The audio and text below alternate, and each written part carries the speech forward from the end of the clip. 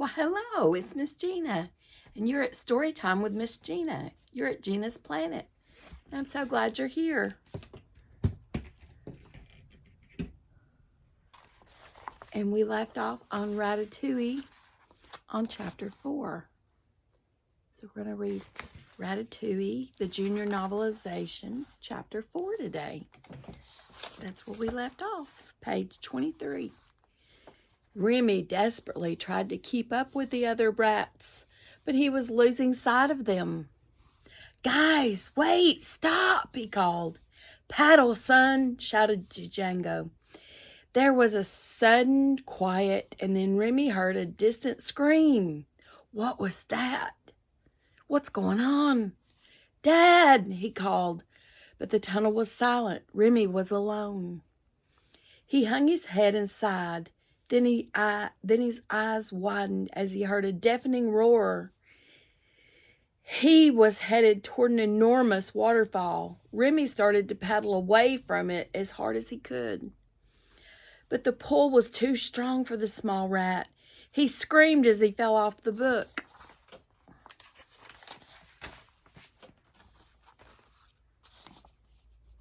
Tumbled into the churning waters. Finally, the waters calmed enough for him to climb back onto the cookbook. Remy was soaked to the bone, chilled and exhausted. After a while, he floated to a stop. He realized he was in the sewer. It was dark, cold, and stinky, but at least it was quiet and safe. As the sun rose, light spilled through the sewer grate. Remy flipped through the pages of his beloved cookbook, trying to dry them. As he paused on a page of Gusto, showing off one of his creations, his stomach growled. Remy sighed, and then, right before his unbelieving eyes, the photograph of the well-fed chef came to life. "If you are hungry," Gusto said, "go up and look around, Remy." "Why do you wait and mope?" "I've just lost my family," said Remy. "All my friends, probably forever." "How do you know?" the French chef asked. "Well, Remy stopped himself. "You are an illustration. Why am I talking to you?" The chef shrugged. "You just lost your family, all your friends. You are lonely." "Yeah, well, you're dead," Remy retorted. Gusto smiled. "Ah, but that is no match for wishful thinking. If you focus on what you've left behind, you will never be able to see what lies ahead. Now go up and look around." Although Remy wasn't quite sure why, he took Gusto's advice. He headed up the pipes, began to scurry through narrow spaces between the walls of buildings. He was terrifyingly close to the human world. Through a crack in the wall of one apartment, he spied a chunk of delicious-looking French bread. Nearly woozy with hunger, he grabbed it and prepared to take a bite. "What are you doing?" Gusto was back. Remy was so startled he nearly dropped the bread. "I'm hungry. I don't know where I am. I don't know when I'll find food again." Gusto shook his head. "Remy, you are better. Better than that. You are a cook. A cook makes. A thief takes. You are not a thief." Remy put the bread back. "But I am hungry," he said. Gusto laughed. "Food will come, Remy. Food always comes to those who love to cook." Then he vanished again. Remy shook his head. What a strange hallucination. He traveled up a pipe on the side of the building. Just when he thought he could go no farther, he emerged on a rooftop.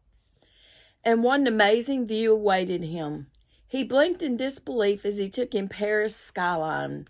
"Paris," Remy said when he finally could speak. "All this time I've been underneath Paris?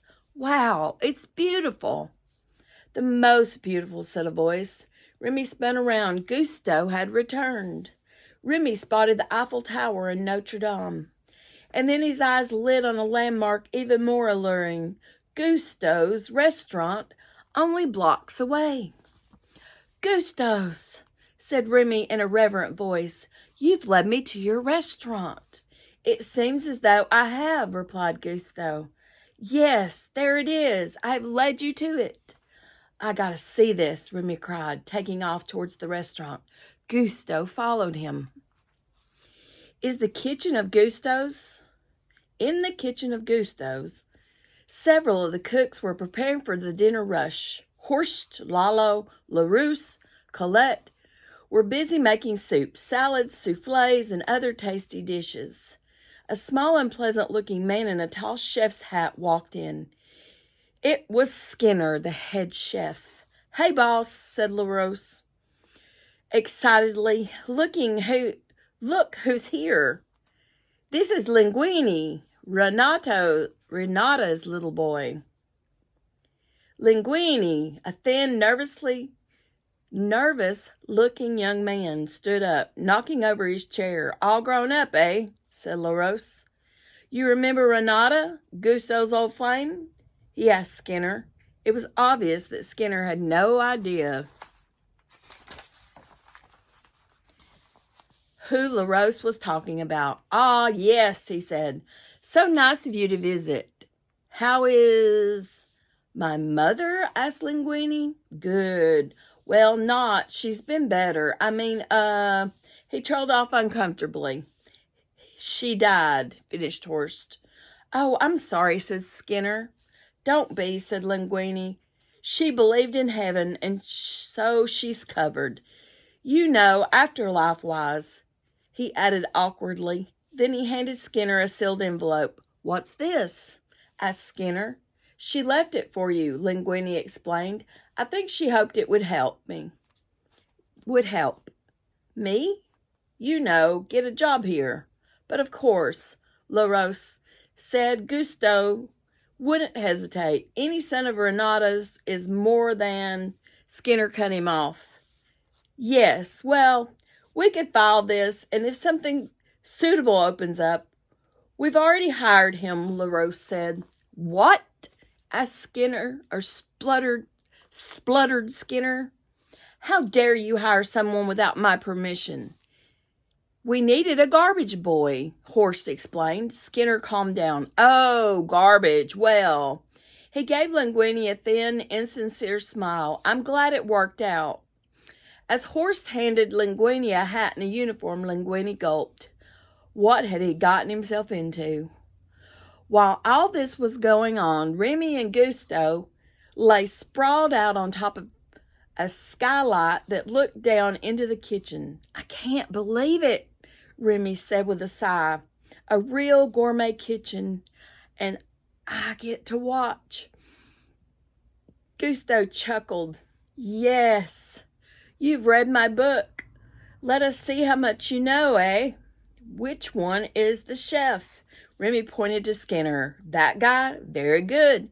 Who is next in command?" "The sous chef," said Remy, pointing to Horst. "The sous is responsible for the kitchen when the chef's not around."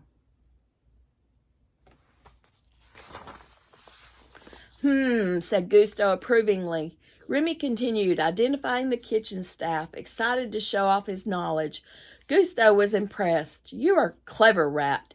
Now, who is that?" He pointed to Linguini, the brand-new garbage boy, who was furiously scrubbing a pan. "He's nobody," Remy said dismissively. "Not nobody," said Gusto, correcting him. "He is a part of the kitchen. He's a plongeur or something," Remy said. "He washes dishes or takes out the garbage. He doesn't cook." "But he could," said Gusto. Remy looked at Gusto and chuckled as if. Just then, Linguini accidentally knocked over a pot of soup bubbling on the stove and spilled it onto the floor. Panicking and quickly replaced the pot on the burner and mopped up the mess.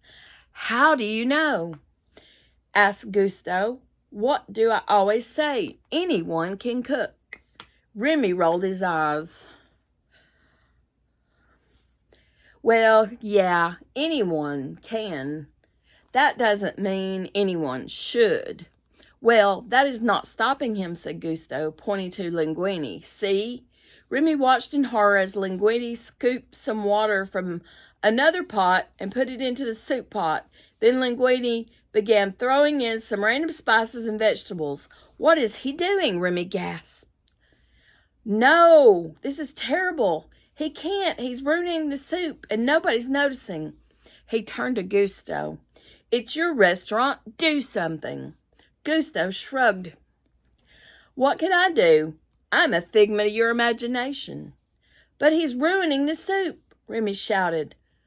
"We've got to tell somebody that he's..." The skylight panel suddenly gave way under Remy's weight. He fell into the kitchen.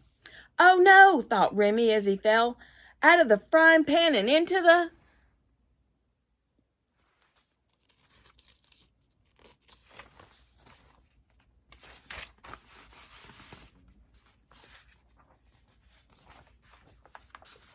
And next time we'll be on chapter 5. On page 32 of our Ratatouille, the junior novelization. I hope you're enjoying this book. That was chapter 4. So next time we'll read chapter 5. So I hope you had a good time listening to that story. And I hope you'll remember to read more in 2024 and grow your brain. I'll see you next time.